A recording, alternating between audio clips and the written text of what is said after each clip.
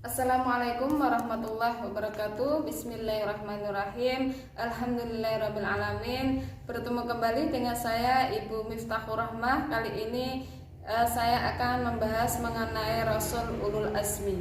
Rasul Ulul Azmi artinya Rasul yang memiliki kesabaran luar biasa dalam menghadapi musuhnya dan juga dalam berdakwah. Adapun Rasul yang termasuk Rasul Ulul Azmi ada 5, yaitu Nabi Nuh, Nabi Ibrahim, Nabi Musa, Nabi Isa, Nabi Muhammad, atau bisa disingkat dengan NIMIM. Adapun kesabaran dari Nabi Nuh adalah Nabi Nuh itu nabi yang berdakwah paling lama, yaitu hampir 90 tahun, tetapi beliau hanya mendapatkan 80 orang. Kemudian Nabi Nuh ini diperintah oleh Allah membuat perahu, yang perahu itu akan mengangkut umatnya yang 80 itu. Kenapa umatnya diangkut? Karena Allah akan memberikan azab kepada umatnya yang lain yang tidak mau mengikuti ajarannya Nabi Nuh. Akan diberikan azab berupa banjir yang sangat besar, sehingga menghabiskan semua hartanya, menghabiskan rumahnya, menghabiskan termasuk para umatnya tidak mau mengikuti ajarannya Nabi Nuh.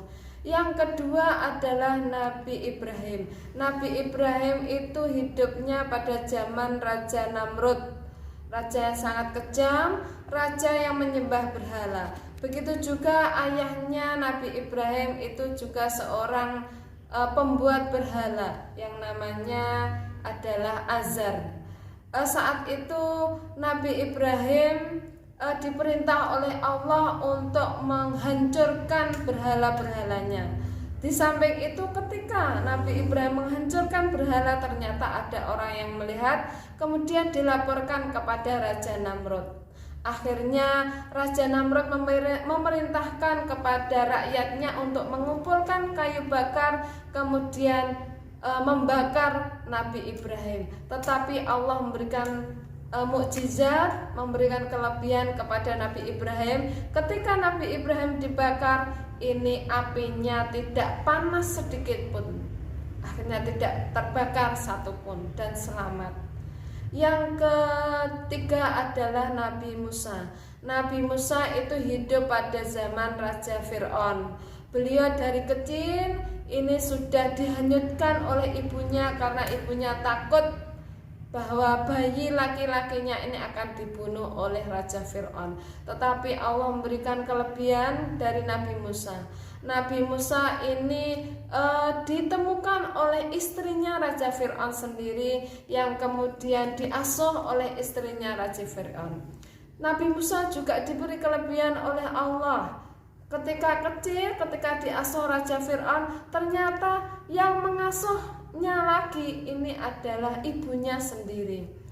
Kemudian setelah dewasa, Allah memerintahkan Nabi Musa untuk berdakwah kepada Raja Fir'aun. Tetapi apa yang terjadi? Raja Fir'aun tidak mau mengikuti, malah berusaha membunuhnya. Kemudian ketika Raja Fir'aun ingin membunuhnya, Nabi Ibrahim beserta pengikutnya saat itu lari menuju ke suatu tempat, sampai kepada pinggir Laut Merah. Akhirnya Allah memerintahkan kepada Nabi Musa untuk melemparkan tongkatnya. Akhirnya tongkatnya bisa membelah Laut Merah. Di samping itu, ketika Raja Fir'aun mengejar, maka sampailah di tengah laut. Akhirnya Nabi Musa mengembalikan tongkatnya. Akhirnya laut menjadi kembali seperti laut semula. Akhirnya Raja Fir'aun pun tenggelam. Adapun yang keempat adalah Nabi Isa. Nabi Isa itu nabi yang dari kecil sudah tidak punya ayah. Dia hidup tanpa ayah. Dia hanya dilahirkan bersama ibunya, yaitu Ibu Maryam. Nabi Isa itu nabi yang paling miskin di antara para nabi. Nah, Nabi Isa ini juga mempunyai sahabat yaitu disebut juga Al-Hawariyun. Beliau berdakwah bersama sahabat-sahabatnya Al-Hawariyun. Nah, di samping itu ternyata Nabi Isa ini juga mengalami kesulitan dalam berdakwah, bahkan sampai ingin dibunuh sendiri oleh sahabatnya bernama Judas Iskariot. Tetapi Allah memberikan kelebihan, memberikan mukjizat. Allah mengangkat Nabi Isa ke langit dan Judas Iskariot ini yang diserupakan wajahnya seperti Nabi Isa.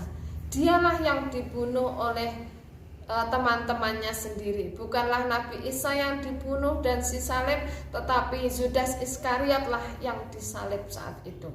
Dan insya Allah Nabi Isa masih hidup sampai sekarang. Yang terakhir adalah Nabi Muhammad.